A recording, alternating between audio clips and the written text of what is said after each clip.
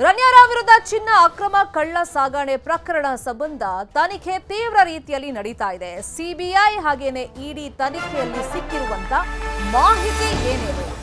DRI ಮುಂದೆ ರನ್ಯಾ ಹೇಳಿರೋದು ಸತ್ಯ ಸಂಗತಿಗಳ? ಹಾಗಾದ್ರೆ ಈಕೆ ಏರ್ಪೋರ್ಟ್ಗೆ ಬಂದಾಗ ಏರ್ಪೋರ್ಟ್ನಲ್ಲಿ ಚೆಕಿಂಗ್ ಆಗ್ತಿರ್ಲಿಲ್ಲ. ಏರ್ಪೋರ್ಟ್ನಲ್ಲಿ ಆಕೆಯನ್ನ ಬಚಾವ್ ಮಾಡ್ತಾ ಇದ್ದಿದ್ದು ಯಾರು, ಆಮೇಲೆ ಎಸ್ಕಾಟ್ ಮಾಡ್ತಾ ಇದ್ದಿದ್ದು ಯಾರು, ಇಂಟರ್ನ್ಯಾಷನಲ್ ಲಿಂಕ್ ಇದೆ ಈಕೆಗೆ, ಮತ್ತೆ ಪ್ರಭಾವಿ ಸಚಿವರು ಈಕೆಯನ್ನ ಬಚಾವ್ ಮಾಡುವಂತ ನಿಟ್ಟಿನಲ್ಲಿ ಪ್ರಯತ್ನ ಪಡ್ತಾ ಇದ್ದಾರೆ. ಹೀಗೆಲ್ಲ ಸುದ್ದಿಗಳು ಓಡಾಡ್ತಾ ಇತ್ತಲ್ಲ. ಈಗ ರಾಜಕೀಯ ವಲಯದಲ್ಲೂ ಕೂಡ ರನ್ಯಾ ಕೇಸ್ ಬಿರುಗಾಳಿಯನ್ನ ಎಬ್ಬಿಸ್ಬಿಟ್ಟಿದೆ.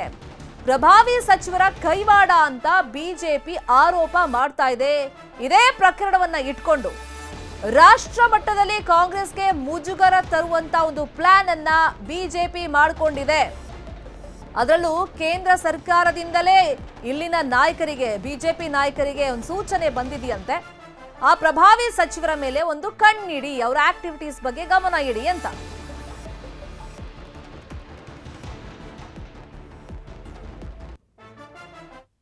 ಹಾಗಾದ್ರೆ ಈ ಕೇಸಲ್ಲಿ ತನಿಖೆ ಯಾವ ರೀತಿ ನಡೀತಾ ಇದೆ, ಈ ಬಗ್ಗೆ ಇನ್ನಷ್ಟು ಡೀಟೇಲ್ ಆಗಿ ಇನ್ಫಾರ್ಮೇಶನ್ ಅನ್ನು ಕೊಡೋದಕ್ಕೆ ನಮ್ಮ ರಿಪೋರ್ಟರ್ ಮುನಿರಾಜು ಲೈವ್ ನಲ್ಲಿ ಕನೆಕ್ಟ್ ಆಗಿದ್ದಾರೆ. ಇನ್ನೊಂದ್ ಕಡೆ ರಾಜಕೀಯ ವಲಯದಲ್ಲಿ ಈ ಕೇಸ್ ಯಾವ ತರ ಸಂಚಲನ ಸೃಷ್ಟಿ ಮಾಡಿದೆ, ಈ ಬಗ್ಗೆ ಮಾಹಿತಿಯನ್ನು ಕೊಡೋದಕ್ಕೆ ಲೈವ್ ನಲ್ಲಿ ಕನೆಕ್ಟ್ ಆಗಿದ್ದಾರೆ ನಮ್ಮ ರಿಪೋರ್ಟರ್ ತಿಮ್ಮೇಗೌಡರು. ಇಬ್ರು ಪ್ಲೀಸ್ ಬಿ ಆನ್ ಲೈನ್. ಇನ್ನು ಚಿನ್ನ ಕಳ್ಳ ಸಾಗಣೆ ಕೇಸಲ್ಲಿ ರನ್ಯಾಗೆ ಡ್ರಿಲ್ ಮಾಡಲಾಗಿದೆ. ಡಿಆರ್ಐಗೆ ರನ್ಯಾ ನೀಡಿರುವಂತಹ ಹೇಳಿಕೆಯನ್ನ ಸಿಬಿಐ ಪರಿಶೀಲನೆ ಮಾಡ್ತಾ ಇದೆ. ಪ್ರತಿ ಮಾಹಿತಿಯನ್ನು ಕೂಡ ಕಲೆ ಹಾಕ್ತಾ ಇದೆ ಸಿಬಿಐ. ಇಲ್ಲಿ ರನ್ಯಾ ಡಿಆರ್ಐ ಅಧಿಕಾರಿಗಳ ಮುಂದೆ ಕೆಲವೊಂದು ಮಾಹಿತಿಯನ್ನ ಏನ್ ಹೇಳಿದ್ದು ಅದು ನಿಜಾನ ಸುಳ್ಳ, ಈ ನಿಟ್ಟಿನಲ್ಲಿ ಈಗ ಸಿಬಿಐ ತನಿಖೆ ಮಾಡ್ತಾ ಇದೆ. ಬ್ಲಾಕ್ ಮೇಲ್ ಮಾಡಿ ಚಿನ್ನ ಸಾಗಾಟದ ಹೇಳಿಕೆಯನ್ನ ಆಕೆ ಕೊಟ್ಟಿದ್ದು. ಅಪರಿಚಿತರು ನಿರಂತರವಾಗಿ ಕರೆ ಮಾಡ್ತಾ ಇದ್ರು ಅಂತಾನೂ ಕೂಡ ರನ್ಯಾ ಡಿಆರ್ಐ ಅಧಿಕಾರಿಗಳ ಮುಂದೆ ಹೇಳಿಕೆಯನ್ನ ಕೊಟ್ಟಿದ್ಲು. ಇನ್ನು ಏರ್ಪೋರ್ಟ್ ನಲ್ಲಿ 6 ಅಡಿಯ ವ್ಯಕ್ತಿ ಬಂದು ಚಿನ್ನವನ್ನ ಕೊಟ್ಟಿದ್ದಂತೆ. ಎಲ್ಲ ಹೇಳಿಕೆಯ ಪರಿಶೀಲನೆಗೆ ಇದೀಗ ಸಿಬಿಐ ಇಳಿದಿದೆ. ರನ್ಯಾಗೆ ಬಂದಿದ್ದ ವಿದೇಶಿ ಕರೆಗಳ ಬಗ್ಗೆನೂ ಕೂಡ ಪರಿಶೀಲನೆಯನ್ನ ಮಾಡಲಾಗ್ತಾ ಇದೆ. ಯಾವ ನಂಬರ್ಗಳಿಂದ ಆಕೆಗೆ ಕರೆ ಬಂದಿತ್ತು, ಎಷ್ಟು ನಿಮಿಷ ಆ ಸಂದರ್ಭದಲ್ಲಿ ಮಾತನಾಡಲಾಗಿದೆ ಅನ್ನೋ ಕುರಿತಂತೆ ಈಗ ತನಿಖೆಯನ್ನ ಮಾಡಲಾಗ್ತಾ ಇದೆ. ಇನ್ನು ರನ್ಯಾ ಫೋನ್ ರಿಟ್ರೀವ್ ರಿಪೋರ್ಟ್ ಅಧಿಕಾರಿಗಳ ಕೈಗೆ ಸೇರಿದೆ.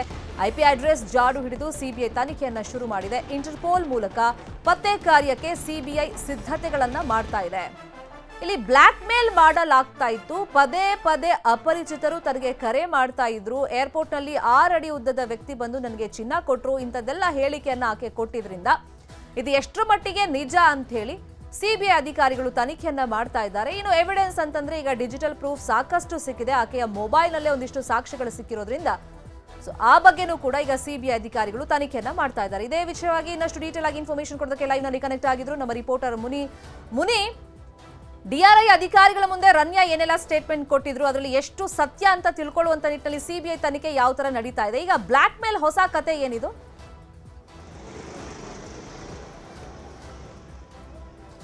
ಶರ್ಮಿತಾ, ಈಗಾಗಲೇ ಈ ಒಂದು ಪ್ರಕರಣದಲ್ಲಿ ಏನು ಡಿಆರ್ಐ ಮುಂದೆ ರನ್ಯಾ ಕೊಟ್ಟಿರುವಂತಹ ಒಂದು ಸ್ಟೇಟ್ಮೆಂಟ್ ಏನಿದೆ, ಈ ಒಂದು ಸ್ಟೇಟ್ಮೆಂಟ್ ಅನ್ನ ಈಗ ಸಿಬಿಐ ಅಧಿಕಾರಿಗಳು ಕೂಡ ಪರಿಶೀಲನೆ ಮಾಡ್ತಾ ಇದ್ದಾರೆ. ಆಕೆ ಯಾವ ರೀತಿಯ ಒಂದು ಗೋಲ್ಡ್ ಅನ್ನ ಸ್ಮಗ್ಲಿಂಗ್ ಮಾಡ್ತಾ ಇದ್ರು, ಮತ್ತೆ ಅದರಲ್ಲಿ ಇನ್ವಾಲ್ವ್ಮೆಂಟ್ ಆಗಿರುವಂತಹ ವ್ಯಕ್ತಿಗಳು ಅಂದ್ರೆ ಪ್ರಭಾವಿ ವ್ಯಕ್ತಿಗಳು ಮತ್ತೆ ರಾಜಕಾರಣಿಗಳು ಮತ್ತೆ ಸಿನಿಮಾ ನಟಿಯರ ಒಂದು ಇನ್ವಾಲ್ವ್ಮೆಂಟ್ ಬಗ್ಗೆ ಕೂಡ ಒಂದು ಉಲ್ಲೇಖವನ್ನ ಮಾಡಿರುವಂತದ್ದು. ಆ ಹಿನ್ನೆಲೆಯಲ್ಲಿ ಈಗ ಸಿಬಿಐ ಅಧಿಕಾರಿಗಳು ಕೂಡ ಅದನ್ನ ಪರಿಶೀಲನೆ ಮಾಡಿ ಅದರಲ್ಲಿ ಇನ್ವಾಲ್ವ್ಮೆಂಟ್ ಆಗಿರುವಂತಹ ಅಧಿಕಾರಿ ವರ್ಗ ಏನಿದೆ ಅವರನ್ನ ಪತ್ತೆ ಮಾಡುವಂತ ಕೆಲಸವನ್ನ ಈಗಾಗಲೇ ಮಾಡ್ತಾ ಇರುವಂತದ್ದು. ಮತ್ತೆ ಇದಕ್ಕೆ ಸಂಬಂಧಪಟ್ಟಂತೆ ಆಕೆ ಫೋನ್ ಕಾಲ್ಸ್ ಏನಿದೆ ಅದನ್ನು ಕೂಡ ಈಗಾಗಲೇ ಸಂಪೂರ್ಣ ಡೇಟಾವನ್ನ ರಿಟ್ರೀವ್ ಮಾಡಿದ್ದಾರೆ. ಮತ್ತೆ ಅದನ್ನು ಕೂಡ A to Z ಅದನ್ನ ಪರಿಶೀಲನೆ ಮಾಡುವಂತ ಕೆಲಸವನ್ನ ಮಾಡ್ತಾ ಇದ್ದಾರೆ. ಅದರಲ್ಲಿ ಹೆಚ್ಚಾಗಿ ಯಾವ ಅಧಿಕಾರಿಗಳ ಜೊತೆ ಮತ್ತೆ ಸಿಬ್ಬಂದಿಗಳ ಜೊತೆ ಆಕೆ ಕಾಂಟ್ಯಾಕ್ಟ್ ಇದ್ಲು, ಮತ್ತೆ ಏರ್ಪೋರ್ಟ್ಗೆ ಬಂದ ಬಳಿಕ ಆಕೆಗೆ ಯಾರಾದ್ರೂ ಸಪೋರ್ಟ್ ಮಾಡ್ತಾ ಇದ್ರ ಅಂತ ಹೇಳಿ ಕೂಡ ಅವರನ್ನ ಪರಿಶೀಲನೆ ಮಾಡುವಂತ ಕೆಲಸವನ್ನ ಈಗ ಸಿಬಿಐ ಅಧಿಕಾರಿಗಳು ಕೂಡ ಮಾಡ್ತಾ ಇದ್ದಾರೆ. ಯಾಕಂದ್ರೆ ಈ ಒಂದು ಪ್ರಕರಣದಲ್ಲಿ ಅಧಿಕಾರಿಗಳ ಇನ್ವಾಲ್ವ್ಮೆಂಟ್ ಬಗ್ಗೆ ಈಗ ಸಿಬಿಐ ಅಧಿಕಾರಿಗಳು ಕೂಡ ತನಿಖೆಯನ್ನ ಮಾಡ್ತಾ ಇರೋದ್ರಿಂದ ಕೆಲವು ಏರ್ಪೋರ್ಟ್ ನ ಕೆಲವು ಅಧಿಕಾರಿಗಳು ಆಕೆ ಜೊತೆ ಕೈ ಜೋಡಿಸಿರುವಂತಹ ಶಂಕೆ ಕೂಡ ವ್ಯಕ್ತವಾಗಿದೆ. ಆ ಹಿನ್ನೆಲೆಯಲ್ಲಿ ಆ ಅಧಿಕಾರಿಗಳನ್ನ ಪತ್ತೆ ಹಚ್ಚುವಂತ ಸಲುವಾಗಿ ಆಕೆ ಮೊಬೈಲ್ ಫೋನ್ ಅನ್ನ ಪತ್ತೆ ಜಾಡನ್ನ ಒಂದು ಭೇದಿಸುವಂತ ಕೆಲಸವನ್ನ ಮಾಡ್ತಾ ಇದ್ದಾರೆ. ಮತ್ತೆ ಆಕೆ ಕೊಟ್ಟಿರುವಂತಹ ಸ್ಟೇಟ್ಮೆಂಟ್ ನಲ್ಲಿ ಕೂಡ ಕೆಲವು ಹೆಸರುಗಳು ಕೂಡ ಉಲ್ಲೇಖ ಆಗಿರೋದ್ರಿಂದ ಅವುಗಳನ್ನು ಕೂಡ ಕೂಲಂಕುಷವಾಗಿ ಪರಿಶೀಲನೆ ಮಾಡಿ ಅಂತವರನ್ನ ವಿಚಾರಣೆಗೆ ಕರೆಸೋದಕ್ಕೆ ಕೂಡ ಈಗ ಸಿಬಿಐ ಅಧಿಕಾರಿಗಳು ಮುಂದಾಗಿರುವಂತದ್ದು. ಮತ್ತೆ ಆಕೆಗೆ ಏನು ಈ ಒಂದು ಸ್ಮಗ್ಲಿಂಗ್ ನ ಹಿನ್ನೆಲೆಯಲ್ಲಿ ಆಕೆಗೆ ಬ್ಲಾಕ್ ಮೇಲ್ ಕೂಡ ಮಾಡಲಾಗಿತ್ತು ಅನ್ನೋ ಒಂದು ವಿಚಾರ ಕೂಡ ಈಗ ಬೆಳಕಿಗೆ ಬರ್ತಾ ಇರೋದ್ರಿಂದ ಈಗ ಡಿಆರ್ಐ ಅಧಿಕಾರಿಗಳು ಕೂಡ ಆ ಒಂದು ಹೇಳಿಕೆ ಆಧಾರದ ಮೇಲೆ ಕೂಡ ತನಿಖೆಯನ್ನ ಮತ್ತಷ್ಟು ಸಾಕಷ್ಟು ತೀವ್ರವಾಗಿ ಕೂಡ ನಡೆಸಿರೋದು. ಮತ್ತೆ ಒಟ್ಟಾರೆ ಈ ಒಂದು ಪ್ರಕರಣದಲ್ಲಿ ಏನು ದೊಡ್ಡ ಮಟ್ಟದ ಒಂದು ಸಿಂಡಿಕೇಟ್ ಇದೆ, ಮತ್ತೆ ಅದು ದೇಶ ಮತ್ತೆ ವಿದೇಶದಲ್ಲಿ ಕೂಡ ಆ ಒಂದು ಸಿಂಡಿಕೇಟ್ ನ ಒಂದು ಜಾಲ ವಿಸ್ತರಿಸಿರೋದ್ರಿಂದ ಅದನ್ನು ಸಂಪೂರ್ಣವಾಗಿ ಬೆಳಕಿಗೆ ತರೋದಕ್ಕೆ ಈಗ ಸಿಬಿಐ ಮತ್ತೆ ಡಿಆರ್ಐ ಮತ್ತೆ ಇಡಿ ಅಧಿಕಾರಿಗಳು ತನಿಖೆಯನ್ನ ತೀವ್ರವಾಗಿ ನಡೆಸ್ತಾ ಇದ್ದಾರೆ. ಶರ್ಮಿತಾ, ಈಗ ಒಂದಿಷ್ಟು ಸಾಕ್ಷ್ಯಗಳು ಆಕೆ ಮೊಬೈಲ್ ಫೋನ್ ಅಲ್ಲಿ ಸಿಕ್ಕಿದೆ. ಆಕೆ ಸ್ಟೇಟ್ಮೆಂಟ್ ಎಷ್ಟು ಮಟ್ಟಿಗೆ ನಿಜ ಅಂತಾನೂ ಕೂಡ ತನಿಖೆಯನ್ನ ಮಾಡಲಾಗ್ತಿದೆ. ಈಗ ಒಂದಿಷ್ಟು ಸಿಸಿಟಿವಿ ಫುಟೇಜ್ ಬಗ್ಗೆನೂ ಕೂಡ ಸೋಷಿಯಲ್ ಮೀಡಿಯಾದಲ್ಲಿ ಚರ್ಚೆ ಆಗ್ತಿದೆ. ಯಾಕೆ ಏರ್ಪೋರ್ಟ್ ನಲ್ಲಿ ಸಿಸಿಟಿವಿ ಇರ್ಲಿಲ್ವಾ, ಅದನ್ನ ಚೆಕ್ ಮಾಡಬಹುದಾಗಿತ್ತಲ್ಲ, ಅದನ್ನ ಯಾಕೆ ಮರೆ ಮಾಚ್ತಿದ್ದಾರೆ ಅಂತ ಅದ್ರ ಬಗ್ಗೆ ಇನ್ಫಾರ್ಮೇಶನ್ ಮುನಿ.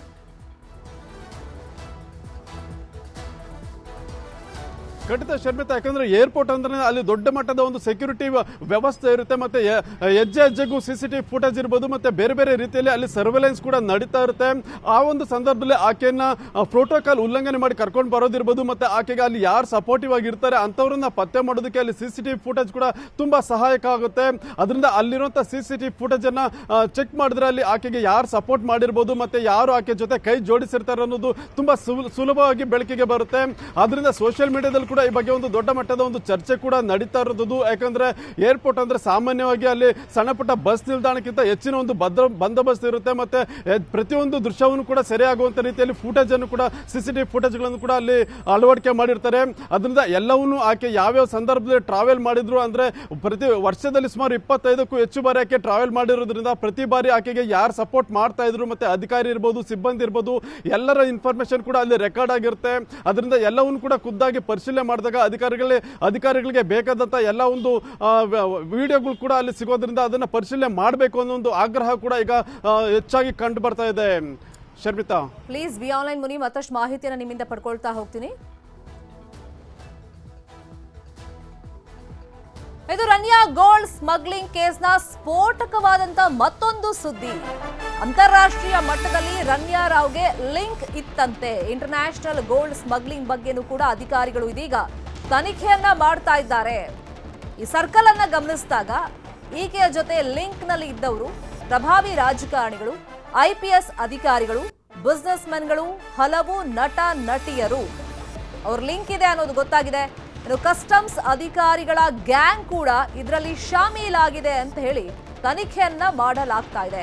ಸಿಬಿಐ, ಡಿಆರ್ಐ, ಇಡಿ ತಂಡಗಳಿಂದ ತನಿಖೆಯನ್ನ ಮಾಡಲಾಗ್ತಾ ಇದೆ. ಡಿಜಿಟಲ್ ಎವಿಡೆನ್ಸ್, ಬ್ಯಾಂಕ್ ಡೀಟೇಲ್ ಸಂಗ್ರಹವನ್ನ ಮಾಡಲಾಗಿದೆ. 50ಕ್ಕೂ ಹೆಚ್ಚು ಜನರ ವಿಚಾರಣೆಯನ್ನ ಆಲ್ರೆಡಿ ತನಿಖಾ ತಂಡಗಳು ಮಾಡಿವೆ.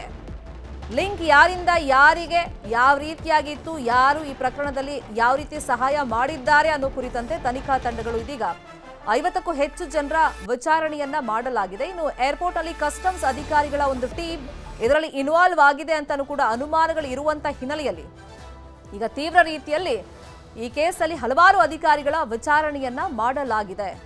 ಇಲ್ಲಿ ಸಿಕ್ಕಿರುವಂತ ಡಿಜಿಟಲ್ ಎವಿಡೆನ್ಸ್ ಇರ್ಬೋದು, ಫೋನ್ ಕಾಲ್ಸ್ ಇರ್ಬೋದು, ಎಲ್ಲ ಆಧಾರದ ಮೇಲೆ ತನಿಖೆಯನ್ನ ಮಾಡಲಾಗ್ತಾ ಇದೆ. ಇದೇ ವಿಷಯವಾಗಿ ಇನ್ನಷ್ಟು ಡೀಟೇಲ್ ಆಗಿ ಇನ್ಫಾರ್ಮೇಶನ್ ಅನ್ನ ಕೊಡೋದಕ್ಕೆ ಒನ್ಸ್ ಅಗೇನ್ ಲೈವ್ ನಲ್ಲಿ ಕನೆಕ್ಟ್ ಇದ್ದಾರೆ ನಮ್ಮ ರಿಪೋರ್ಟರ್ ಮುನಿ. ಇಲ್ಲಿ ಇಂಟರ್ನ್ಯಾಷನಲ್ ಲಿಂಕ್ ಈಕೆಗೆ ಯಾವ ತರ ಇತ್ತು, ಯಾರ್ಯಾರು ಕರೆ ಮಾಡ್ತಾ ಇದ್ರು, ಮತ್ತೆ ಇಲ್ಲಿರುವಂತ ಹಲವಾರು ಬಿಸ್ನೆಸ್ ಮೆನ್ಗಳು, ನಟ ನಟಿಯರು ಇದರಲ್ಲಿ ಶಾಮೀಲಾಗಿದ್ದಾರೆ.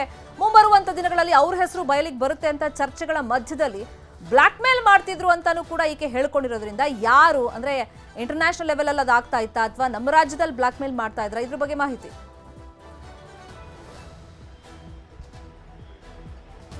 ಶರ್ಮಿತಾ, ಈಗಾಗಲೇ ಈ ಒಂದು ವಿಚಾರದ ಬಗ್ಗೆ ಕೂಡ ಈಗ ಡಿಆರ್ಐ ಮತ್ತೆ ಸಿಬಿಐ ಅಧಿಕಾರಿಗಳು ತನಿಖೆಯನ್ನ ಮಾಡ್ತಾ ಇರೋದು. ಯಾಕಂದ್ರೆ ಆಕೆಗೆ ಬ್ಲಾಕ್ ಮೇಲ್ ಮಾಡಿ ಈ ರೀತಿ ಗೋಲ್ಡ್ ಅನ್ನ ಸ್ಮಗ್ಲಿಂಗ್ ಮಾಡಿಸ್ತಾ ಇದ್ದಾರೆ ಅನ್ನೋ ಒಂದು ಶಂಕೆ ಕೂಡ ವ್ಯಕ್ತ ಆಗುತ್ತೆ. ಅದರಿಂದ ಆ ಒಂದು ಆಯಾಮದಲ್ಲಿ ಕೂಡ ಅಧಿಕಾರಿಗಳು ಈಗ ತನಿಖೆಯನ್ನ ಕೈಗೆತ್ತಿಕೊಂಡಿದ್ದಾರೆ. ಯಾಕಂದ್ರೆ ಒಬ್ಬ ನಟಿಯನ್ನ ಈ ರೀತಿಯಾಗಿ ಏನು ಕೆಜಿ ಗಟ್ಟಲೆ ಒಂದು ಚಿನ್ನವನ್ನ ಸ್ಮಗ್ಲಿಂಗ್ ಮಾಡೋದಕ್ಕೆ ತುಂಬಾ ಸುಲಭವಾಗಿ ಬಳಸ್ಕೊಂಡಿರೋದ್ರಿಂದ ಆಕೆಗೆ ಯಾರಾದ್ರೂ ಬ್ಲಾಕ್ ಮೇಲ್ ಮಾಡ್ತಾ ಇದ್ರ ಅಥವಾ ಏನಾದ್ರು ಬೇರೆ ಒತ್ತಡವನ್ನು ಏರ್ತಾ ಇದ್ರ ಅನ್ನೋ ಒಂದು ಶಂಕೆ ಕೂಡ ವ್ಯಕ್ತ ಆಗುತ್ತೆ. ಆ ಸಲುವಾಗಿ ಇದರ ಹಿಂದೆ ಇರುವಂತಹ ಒಂದು ಸಿಂಡಿಕೇಟ್ ಏನಿದೆ ಅದನ್ನ ಪತ್ತೆ ಸಲುವಾಗಿ ಏನು ಡಿಆರ್ಐ ಮತ್ತೆ ಸಿಬಿಐ ಅಧಿಕಾರಿಗಳು ಈಗ ತನಿಖೆಯನ್ನ ನಡೆಸಿರೋದು. ಅದು ಬೆಂಗಳೂರು, ಮುಂಬೈ ಮತ್ತೆ ಭಾರತ ಸೇರಿದಂತೆ ದುಬೈನ ಹೊರಗಡೆ ಕೂಡ ಈ ಒಂದು ಸಿಂಡಿಕೇಟ್ ನ ಜಾಲ ದೊಡ್ಡ ಮಟ್ಟದಲ್ಲೇ ವಿಸ್ತಾರ ಆಗಿರೋದ್ರಿಂದ ಅದನ್ನ ತೀವ್ರಗತಿಯಲ್ಲಿ ಒಂದು ಪತ್ತೆ ಮಾಡುವಂತ ಕೆಲಸ ಕೂಡ ನಡೀತಾ ಇದೆ. ಆ ಸಲುವಾಗಿ ಆಕೆಯ ಬ್ಯಾಂಕ್ ಒಂದು ಸ್ಟೇಟ್ಮೆಂಟ್ಸ್ ಏನಿದೆ ಅಂದ್ರೆ ಬ್ಯಾಂಕ್ ನ ವಹಿವಾಟು ಏನಿದೆ ಅದನ್ನ ಪತ್ತೆ ಕೂಡ ಮಾಡ್ತಾ ಇದ್ದಾರೆ. ಯಾಕಂದ್ರೆ ಯಾವುದೇ ಒಂದು ವ್ಯವಹಾರ ಆಗ್ಬೇಕಾದ್ರೆ ಏನು ಹಣ ಟ್ರಾನ್ಸಾಕ್ಷನ್ ಆಗಿರ್ಲೇಬೇಕು, ಮತ್ತೆ ವ್ಯವಹಾರ ಕೂಡ ಆಗಿರ್ಬೇಕಾಗುತ್ತೆ. ಅದು ಬ್ಯಾಂಕ್ ಮುಖಾಂತರ ಆಗಿದೆ ಅಥವಾ ಬೇರೆ ಯಾವ ರೀತಿಯಲ್ಲಿ ಆಗಿದೆ ಅನ್ನೋದ್ರ ಬಗ್ಗೆ ಕೂಡ ತನಿಖೆಯನ್ನ ಮಾಡ್ತಾ ಇದ್ದಾರೆ. ಮತ್ತೆ ಆಕೆಯ ಡಿಜಿಟಲ್ ಎವಿಡೆನ್ಸ್ ಏನಿದೆ ಅದನ್ನು ಕೂಡ ಕಲೆಕ್ಟ್ ಮಾಡುವಂತ ಕೆಲಸವನ್ನ ಈಗ ಅಧಿಕಾರಿಗಳು ಮಾಡ್ತಾ ಇದ್ದಾರೆ. Sharmita, thank you Muniraju. ತಮ್ಮಲ್ಲಿ ರಣ್ಯಾ ರಾವ್ ಕೇಸಲ್ಲಿ ಪ್ರಭಾವಿ ಸಚಿವರ ಲಿಂಕ್ ನ ಆರೋಪ ದೊಡ್ಡ ಮಟ್ಟದಲ್ಲಿ ಚರ್ಚೆ ಆಗ್ತಾ ಇದೆ. ಇಬ್ಬರು ಸಚಿವರ ಕೈವಾಡ ಇದೆ ಅಂತ ಹೇಳಿ ಬಿಜೆಪಿಯವರು ಪದೇ ಪದೇ ಆರೋಪಗಳನ್ನ ಮಾಡ್ತಾ ಹೆಸರುಗಳನ್ನ ಬಹಿರಂಗಪಡಿಸಬೇಕು ಅಂತ ಹೇಳಿ ಕಾಂಗ್ರೆಸ್ನವರ ಕಡೆಗೆ ಬೊಟ್ಟು ಮಾಡಿ ತೋರಿಸ್ತಾ ಇದ್ದಾರೆ. ಹೀಗಾಗಿ ಈ ಕೇಸ್ನ ಮಾಹಿತಿಯನ್ನ ಪಡೀತಾ ಇದ್ದಾರಂತೆ ಬಿಜೆಪಿಯ ವರಿಷ್ಠರು. ಹೈಕಮಾಂಡ್ಗೆ ಹತ್ರ ಆಗಿರುವಂತ ಸಚಿವರ ಕೈವಾಡ ಈ ಕೇಸಲ್ಲಿ ಇದೆ ಅಂತ ಆರೋಪಗಳು ಕೇಳಿಬಂದಂತ ಹಿನ್ನೆಲೆಯಲ್ಲಿ ಎಲ್ಲಾ ಮಾಹಿತಿಯನ್ನ ಸಂಗ್ರಹಿಸಿ ರಾಷ್ಟ್ರ ಮಟ್ಟದಲ್ಲಿ ಕಾಂಗ್ರೆಸ್ಗೆ ಮುಜುಗರ ತರುವಂತ ನಿಟ್ಟಿನಲ್ಲಿ ಬಿಜೆಪಿಯ ನಾಯಕರು ಪ್ಲಾನ್ ಅನ್ನ ಮಾಡಿಕೊಳ್ತಾ ಇದ್ದಾರಂತೆ. ಹಾಗಾಗಿ ರಾಜ್ಯ ನಾಯಕರಿಂದ ಮಾಹಿತಿಯನ್ನ ಕೇಳಿದ್ದಾರೆ. ಈಗ ಬಿಜೆಪಿ ಹೈಕಮಾಂಡ್ ಮಾಹಿತಿಯನ್ನ ಕೇಳಿದೆ, ಯಾವ ತರ ತಂತ್ರವನ್ನ ರೂಪಿಸಬೇಕು, ಕಾಂಗ್ರೆಸ್ಗೆ ಮುಜುಗರವನ್ನ ತರುವಂತ ನಿಟ್ಟಿನಲ್ಲಿ ಪ್ರಯತ್ನಗಳು ಅಂತೇಳಿ. ಇನ್ನೊಂದ್ ಕಡೆ ಕಾಂಗ್ರೆಸ್ನ ಹೈಕಮಾಂಡ್ ಕೂಡ ಈ ಬಗ್ಗೆ ಒಂದು ಜಾಣ ಹೆಜ್ಜೆ ಇಡಬೇಕಲ್ಲ, ಯಾಕಂದ್ರೆ ಪಕ್ಷಕ್ಕೆ ಡ್ಯಾಮೇಜ್ ಆಗುತ್ತೆ. ಈ ನಿಟ್ಟಿನಲ್ಲಿ ಯಾವ ತರ ಮುಂದಿನ ಕ್ರಮ ಕೈಗೊಳ್ಳಬೇಕು ಅಂತ ಹೇಳಿ ಕಾಂಗ್ರೆಸ್ನ ಹೈಕಮಾಂಡ್ ಇದೀಗ ಚಿಂತೆಯಲ್ಲಿ ಇದೆಯಂತೆ. ಇದೇ ವಿಷಯವಾಗಿ ಇನ್ನಷ್ಟು ಡೀಟೇಲ್ ಆಗಿ ಇನ್ಫಾರ್ಮೇಶನ್ ಕೊಡೋದಕ್ಕೆ ನೇರ ಸಂಪರ್ಕದಲ್ಲಿ ಕನೆಕ್ಟ್ ಆಗಿದ್ರು ನಮ್ಮ ರಿಪೋರ್ಟರ್ ಹೆಬ್ಬಾಕ ತಿಮ್ಮೇಗೌಡರು. ತಿಮ್ಮೇಗೌಡ್ರೆ, ಈಗ ಇಬ್ಬರು ಪ್ರಭಾವಿ ಸಚಿವರು ಅಂತ ಹೇಳಿ ಸದನದಲ್ಲೂ ಕೂಡ ಈ ವಿಷಯ ಪ್ರಸ್ತಾಪ ಆಗಿತ್ತು, ಅವ್ರ ಹೆಸರನ್ನ ಬಹಿರಂಗ ಪಡಿಸಬೇಕು ಅಂತ ಹೇಳಿ. ಈ ನಿಟ್ಟಿನಲ್ಲಿ ಕಾಂಗ್ರೆಸ್ ಅಲ್ಲೇ ಯಾವ ತರ ಅಸಮಾಧಾನ ಇದೆ, ಬಿಜೆಪಿ ಇದೇ ವಿಷಯವನ್ನ ಇಟ್ಕೊಂಡು ರಾಷ್ಟ್ರ ಮಟ್ಟದಲ್ಲಿ ಮುಜುಗರಕ್ಕೆ ಯಾವ ತರ ಪ್ಲಾನ್ ಮಾಡ್ಕೊಂಡಿದೆ?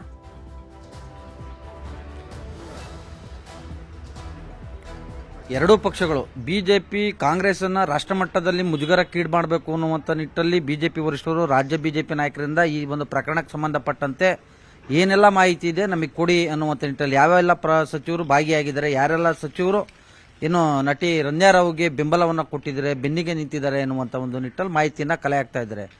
ಹೀಗಾಗಿ ರಾಷ್ಟ್ರ ಮಟ್ಟದಲ್ಲಿ ಈ ಒಂದು ಮುಜುಗರವನ್ನು ತಪ್ಪಿಸ್ಕೊಳ್ಬೇಕು ಅನ್ನುವಂಥ ನಿಟ್ಟಲ್ಲಿಯೇ ಕೆಪಿಸಿಸಿಗೆ ಸೂಚನೆಯನ್ನು ಕೊಟ್ಟಿರ್ತಕ್ಕಂಥ ರಾಷ್ಟ್ರೀಯ ಕಾಂಗ್ರೆಸ್ ವರಿಷ್ಠರು ಯಾರ ಪ್ರಭಾವಿ ಸಚಿವರು ಯಾರು, ಅವ್ರಿಗೂ ಮತ್ತೆ ನಟಿ ರಣ್ಯಾ ರಾವ್ಗೂ ಏನು ಸಂಬಂಧ, ಮತ್ತೊಂದು ಕಡೆಯಾಗಿ ಯಾರೆಲ್ಲ ಅಧಿಕಾರಿಗಳು ಈ ಒಂದು ಇದರಲ್ಲಿ ಭಾಗಿಯಾಗಿದ್ದಾರೆ, ಕೂಲಂಕುಷವಾಗಿ ಒಂದು ವರದಿಯನ್ನ ಕೊಡಿ ಎನ್ನುವಂಥ ನಿಟ್ಟಿನಲ್ಲಿ ಕೆಪಿಸಿಸಿ ಅಧ್ಯಕ್ಷ ಡಿ.ಕೆ. ಶಿವಕುಮಾರ್ ಅವರಿಗೆ ರಾಜ್ಯ ಕಾಂಗ್ರೆಸ್ ಉಸ್ತುವಾರಿ ರಣದೀಪ್ ಸಿಂಗ್ ಸುರ್ಜೇವಾಲಾ ಅವರು ಒಂದು ಸೂಚನೆಯನ್ನ ಕೊಟ್ಟಿದ್ದಾರೆ ಎನ್ನುವಂಥ ಒಂದು ಮಾಹಿತಿ ಕೂಡ ಲಭ್ಯ ಆಗಿರ್ತಕ್ಕಂಥದ್ದು. ಯಾಕಂತ ಹೇಳಿದ್ರೆ ಪರಸ್ಪರ ಎರಡೂ ಪಕ್ಷದ ಹೈಕಮಾಂಡ್ಗಳು ಏನು ಒಂದ್ ಕಡೆಯಾಗಿ ಮುಜುಗರವನ್ನ ತಪ್ಪಿಸ್ಕೊಳ್ಬೇಕು ಅನ್ನುವಂಥ ನಿಟ್ಟಲ್ಲಿ ಕಾಂಗ್ರೆಸ್ ಹೈಕಮಾಂಡ್ ಮುಂದಾಗಿದೆ. ಇತ್ತ ಹೇಗಾದ್ರೂ ಮಾಡಿ ಆ ಒಂದು ಮುಜುಗರವನ್ನ ತಂದೊಡ್ಲೇಬೇಕು, ರಾಷ್ಟ್ರ ಮಟ್ಟದಲ್ಲಿ ಕಾಂಗ್ರೆಸ್ ಅನ್ನ ಇಕ್ಕಟ್ಟಿಗೆ ಸಿಲುಕಿಸಬೇಕು ಅನ್ನುವಂಥ ಒಂದು ನಿಟ್ಟಲ್ಲಿ ಏನು ಬಿಜೆಪಿ ಹೈಕಮಾಂಡ್ ನಾಯಕರು ಒಂದು ರೀತಿ ರಣತಂತ್ರವನ್ನು ರೂಪಿಸೋದ್ರ ಮುಖಾಂತರ ಈ ಒಂದು ನಟಿ ರಣ್ಯಾ ರಾವ್ ಪ್ರಕರಣವನ್ನೇ ಪ್ರಮುಖ ಅಸ್ತ್ರವನ್ನಾಗಿ ಮಾಡ್ಕೊಂಡಿದ್ದಾರೆ.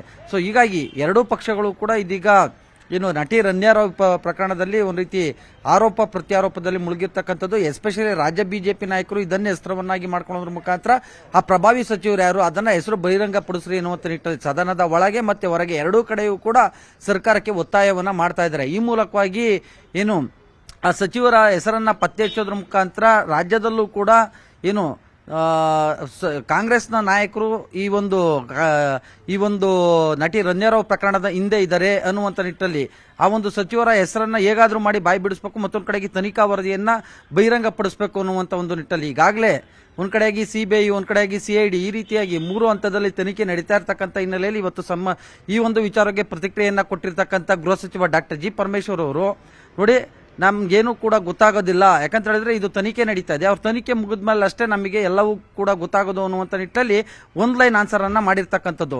ಮತ್ತೊಂದು ಕಡೆಯಾಗಿ ಇದೇ ವಿಚಾರವಾಗಿ ಪ್ರತಿಕ್ರಿಯೆಯನ್ನ ಕೊಟ್ಟಿರ್ತಕ್ಕಂಥ ಲೋಕೋಪಯೋಗಿ ಸಚಿವ ಸತೀಶ್ ಜಾರಕಿಹೊಳಿ ಅವರು ಗೊತ್ತಿಲ್ಲ ಇದ್ರೂ ಇರ್ಬೋದೇನೋ, ಯಾಕಂತ ಹೇಳಿದ್ರೆ ಸದಾಶಿವನಗರ ಮತ್ತೆ ಚಾಮರಾಜಪೇಟೆ ಅಂತ ಹೇಳ್ತಾ ಇದ್ದಾರೆ. ಸದಾಶಿವನಗರದಲ್ಲೂ ಕೂಡ ಸಾಕಷ್ಟು ಜನ ಮಿನಿಸ್ಟರ್ಗಳು ಇದ್ದಾರೆ, ಚಾಮರಾಜಪೇಟೆಯಲ್ಲೂ ಕೂಡ ಇದ್ದಾರೆ. ಯಾರು ಅಂತ ಹೇಳಿ ಇನ್ನೊಂದು 15 ದಿವಸದಲ್ಲಿ ಎಲ್ಲವೂ ಕೂಡ ಗೊತ್ತಾಗುತ್ತೆ ಅನ್ನುವಂತ ಒಂದು ನಿಟ್ಟಲ್ಲಿ ಏನು ಸತೀಶ್ ಜಾರಕಿಹೊಳಿ ಅವರು ಹೇಳಿಕೆಯನ್ನ ಕೊಟ್ಟಿರುವಂತದ್ದು.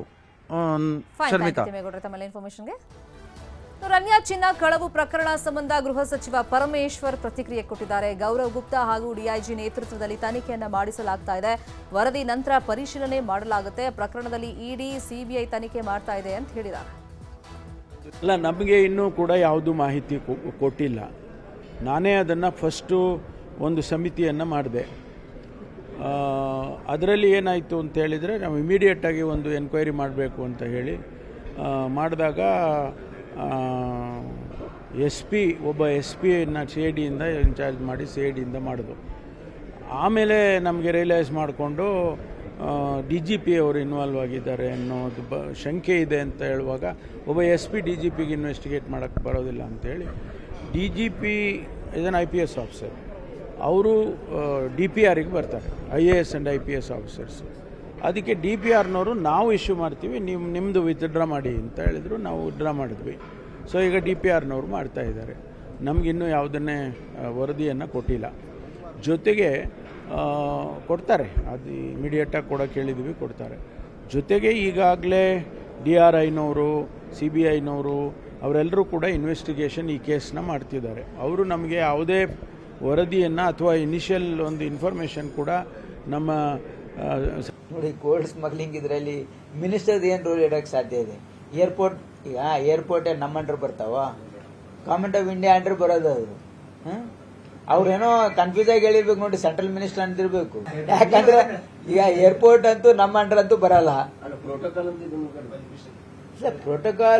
ಪ್ರೋಟೋಕಾಲ್ ಏನ್ ಮಾಡ್ತಾರೆ ಈಗ ನೋಡಿ, ಏರ್ಪೋರ್ಟ್ ಅಲ್ಲಿ total control is government of India, especially ಇದು ನಿಮ್ಮ ಇಮಿಗ್ರೇಷನ್ ಹೊರಗಿಂದ ಬರೋದು ಎಲ್ಲ ನಿಮಗೆ ಗೊತ್ತಲ್ಲ.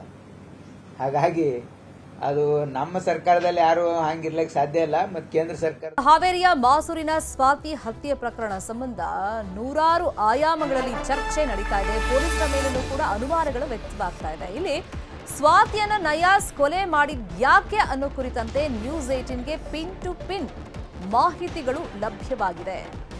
ಈ ಪ್ರಕರಣ ರಾಜಕೀಯವಾಗಿಯೂ ಕೂಡ ಒಂದಿಷ್ಟು ತಿರುವುಗಳನ್ನ ಪಡ್ಕೊಂಡಿದೆ. ಸ್ವಾತಿಯನ್ನ ಪ್ರೀತಿ ಮಾಡ್ತಾ ಇದ್ದಂತೆ ನಯಾಜ್, ಆದರೆ ತಮ್ಮದೇ ಧರ್ಮದವರ ಮದುವೆಗೆ ನಿರ್ಧಾರವನ್ನ ಮಾಡಿದ್ದಂತೆ. 16 ಯುವತಿಯರನ್ನ ನೋಡೋಕೆ ಅಂತ ಈತ ಹೋಗಿದ್ದಂತೆ. ಇದರಲ್ಲಿ 15 ಯುವತಿಯರು ರಿಜೆಕ್ಟ್ ಮಾಡಿದ್ರಂತೆ. 16ನೇ ಹುಡುಗಿ ಒಪ್ಪಿದ್ಲಂತೆ.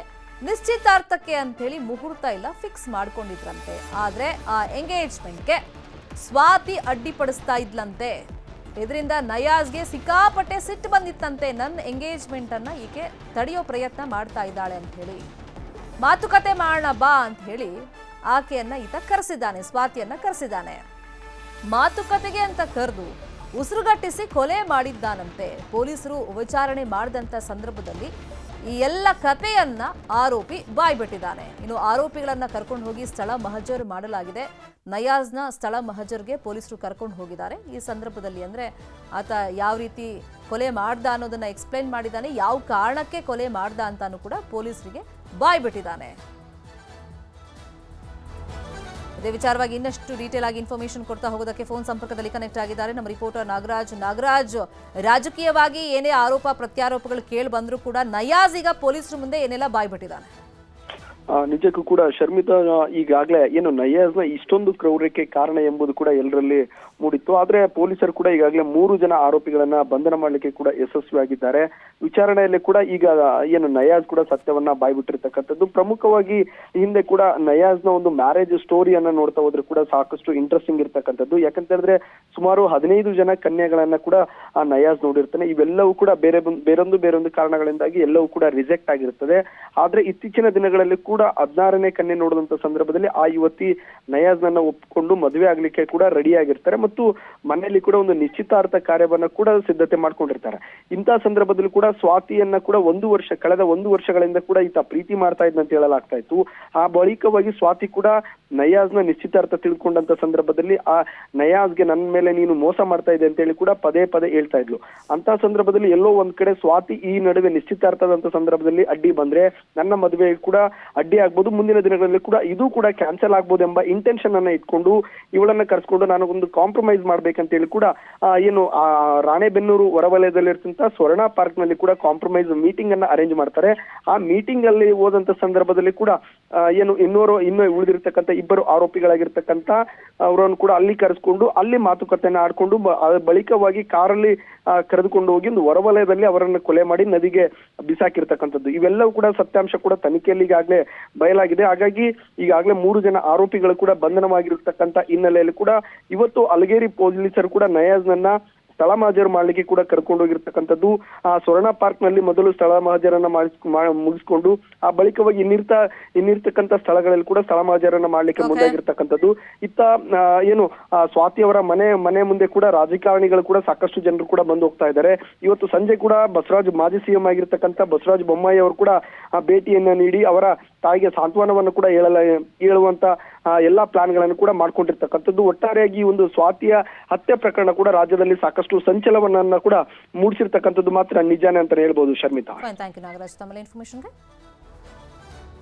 ಬೆಳಗಾವಿಯಲ್ಲಿ ಭೀಕರ ರಸ್ತೆ ಅಪಘಾತ ಸಂಭವಿಸಿದೆ. ಕಾರ್ನ ಮೇಲೆ ಉರುಳಿ ಬಿದ್ದಿದೆ ಕಾಂಕ್ರೀಟ್ ಮಿಕ್ಸರ್ನ ಲಾರಿ. ಕಾರ್ನಲ್ಲಿದ್ದಂಥ ಇಬ್ಬರು ಪ್ರಾಣಾಪಾಯದಿಂದ ಈ ಆಕ್ಸಿಡೆಂಟ್ನಲ್ಲಿ ಪಾರಾಗಿದ್ದಾರೆ. ಬೆಳಗಾವಿಯ ಕೆಎಲ್ಇ ಆಸ್ಪತ್ರೆ ಬಳಿಯಲ್ಲಿ ನಡೆದಿರುವಂತಹ ಘಟನೆ ಇದು. ಕ್ರೇನ್ ಬಳಸಿ ಇಬ್ಬರನ್ನ ಪೊಲೀಸರು ರಕ್ಷಣೆ ಮಾಡಿದ್ದಾರೆ. ಪರಪ್ಪ ಬಾಳಿಕಾಯಿ ಹಾಗೆಯೇ ನಿಂಗಪ್ಪ ಕೊಪ್ಪ ಬಚಾವಾಗಿದ್ದಾರೆ. ಇದೇ ತರದ ಅಪಘಾತ 2024 ಡಿಸೆಂಬರ್ 21ನೇ ತಾರೀಕು ಬೆಂಗಳೂರಿನ ನೆಲಮಂಗಲದ ಬಳಿಯಲ್ಲಿ ನಡೆದಿದ್ದು. ಆ ಘಟನೆಯನ್ನು ನಾವು ನೆನಪು ಮಾಡಿಕೊಳ್ಳಬಹುದು. ನೆಲಮಂಗಲದ ಬಳಿಯಲ್ಲಿ ವೋಲ್ವೋ ಕಾರ್ ಮೇಲೆ ಟ್ರಕ್ ಬಿದ್ದು 6 ಮಂದಿ ಒಂದೇ ಕುಟುಂಬದ ಸದಸ್ಯರು ಮೃತಪಟ್ಟಿದ್ದರು. ಅದನ್ನು ನಾವಿಲ್ಲಿ ನೆನಪು ಮಾಡ್ಕೊಳ್ಬಹುದು. ಸಾಫ್ಟ್ವೇರ್ ಕಂಪನಿ ಮಾಲೀಕ ಚಂದ್ರಂ ಕುಟುಂಬಸ್ಥರಾಗಿದ್ರು ಅವರು. ಇನ್ನು ಕಾರ್ ಅಪಘಾತದಲ್ಲಿ ಪ್ರಾಣಾಪಾಯದಿಂದ ಬಚಾವಾಗಿರುವಂತಹ ಪರಪ್ಪ ಬಾಳಿಕಾಯಿ ನ್ಯೂಸ್ 18 ಜೊತೆ ಮಾತನಾಡಿದ್ದಾರೆ. ಆಕ್ಸಿಡೆಂಟ್ ಹೇಗಾಯಿತು ಅಂತ ಹೇಳಿದ್ದಾರೆ, ನೋಡೋಣ. ಭೀಕರ ಅಪಘಾತದಲ್ಲಿ ಇಬ್ಬರು ಅದೃಷ್ಟವಶಾತ್ ಪಾರಾಗಿದ್ದಾರೆ. ಅವರಿಬ್ಬರು ಈಗ ಬೆಳಗಾವಿಯ ಕೆಎಲ್ಇ ಆಸ್ಪತ್ರೆಯಲ್ಲಿ ಚಿಕಿತ್ಸೆ ಪಡ್ತಿರ್ತಕ್ಕಂಥದ್ದು. ಈ ಒಂದು ಸಂದರ್ಭದಲ್ಲಿ ಉಳಿದಂತಹ ಒಬ್ರು ವೈದ್ಯರಿದ್ದಾರೆ. ಸರ್, ಯಾವ ರೀತಿ ಆಯ್ತು? ನೀವು ಬೆಳಗಾವಿಗೆ ಎಷ್ಟೊತ್ತಿಗೆ ಬಂದ್ರಿ? ಎಷ್ಟೊತ್ತು ನಿಂತಿದ್ರಿ? ಅರೌಂಡ್ 10:15 to 10:30 ಆಗಿರ್ಬೋದು. ನಾವು ಎಕ್ಸಾಕ್ಟ್ ಟೈಮ್ ನೋಡಲಿಲ್ಲ. ಆ ಟೈಮಿಗೆ ನಾವು ಶೋರೂಮ್ ಕಡೆ ಹೋಗ್ತಾ ಇದ್ದೀವಿ. ಒಂದು ಕಾರ್ ಸರ್ವಿಸಿಂಗ್ಗೆ ಅಂತ ಬಂದಿದ್ದೀವಿ ನಾವು ಬೆಳಗ್ಗೆ. ಆ್ಯಕ್ಚುಲಿ ಹೋಗ್ಬೇಕಾದ್ರೆ ನಮ್ಮ ಸೈಡಿಂದ ಓವರ್ಟೇಕ್ ಮಾಡಿ ಡಿವೈಡರ್ ಹೊಡೆದು ಗಾಡಿ ನಮ್ಮ ಮೇಲೆ ಪಲ್ಟಿ ಆಯ್ತು ಸರ್. ಒಂದು 30-35 ಮಿನಿಟ್ಸ್ ಆಗಿರ್ಬೋದು. ಆ ಸಂದರ್ಭ ಕ್ರಿಟಿಕಲ್ ಇತ್ತು ಸರ್. ನಮ್ಗೆ ಭಾಳ ತೊಂದರೆ ಇತ್ತು. ನಾವು ಬದುಕ್ತಿಲ್ಲ ಅನ್ನೋದು ಅನ್ಕೊಂಡಿದ್ದೀವಿ. ಏನೋ ದೇವ್ರ ದಯದಿಂದ ಎಲ್ಲ ಪೊಲೀಸರು ಎಲ್ಲ ಆಗಿದೆ ಸರ್. ಡ್ಯಾಮೇಜ್ ಆಗಿದೆ. ಇದು ಅದೃಷ್ಟವಶಾತ್ ನಿಮ್ಮ ಇನ್ನೊಂದು ಪುನರ್ಜೀವನ ಅಂತ ಹೇಳ್ಬೋದು ಸರ್. ನಾವಂತೂ ಅಲ್ಲಿ ಒಳಗಡೆ ಇದ್ದಿದ್ದು ನೋಡಿದ್ರೆ ನಾವು ಬದುಕಕ್ಕಾಗಲ್ಲ ಅಂತ ಅನ್ಕೊಂಡಿದ್ದೀವಿ. ಆ್ಯಕ್ಚುಲಿ ಅದೇನೋ ದೇವ್ರ ದಯದಿಂದ ಎಲ್ಲರೂ ಮೀಡಿಯಾದವರು ಪೊಲೀಸರು ಎಲ್ಲರೂ ನಮ್ಗೆ ಇಮಿಡಿಯೇಟ್ ಬಂದು ಆ್ಯಕ್ಷನ್ ತೊಗೊಂಡು ನಮ್ಮ ಕ್ರೇನಿಂದ ಸಹಾಯದಿಂದ ಎಲ್ಲ ಮೇಲೆ ಕೆತ್ತಿ ನಮ್ಮ ಪ್ರಾಣ ಉಳಿಸಿದ್ದಾರೆ. ಅವರಿಗೆ ಗಾಯ ನಮಗೇನು ಜಾಸ್ತಿ ಆಗಿಲ್ಲ ಸರ್, ನಮ್ಮ ಫ್ರೆಂಡಿಗೆ ಆಗಿದ್ದಾರೆ. ಅಂದರೆ ಗಾಯ ಹೇಳ್ತಕ್ಕಂಥದ್ದು ಅದೃಷ್ಟವಶಾತ್ ನಾವು ಇವತ್ತು ಪಾರಾಗಿದ್ದೇವೆ. ಇನ್ನೂ ಸ್ವಲ್ಪ ಇದ್ರೆ ನಮ್ಮ ಪ್ರಾಣಕ್ಕೆ ಹಾನಿ ಆಗ್ತಾ ಇತ್ತು ಅಂತಕ್ಕಂಥದ್ದು ಇದು ಗಾಯಾಳು ಹೇಳ್ತಕ್ಕಂಥದ್ದು. ಕ್ಯಾಮ್ರಾಮನ್ ಅಶೋಕ್ ಜೊತೆ ಚಂದ್ರಕಾಂತ್ ಸುಗಂಧಿ, ನ್ಯೂಸ್ 18 ಬೆಳಗಾವಿ.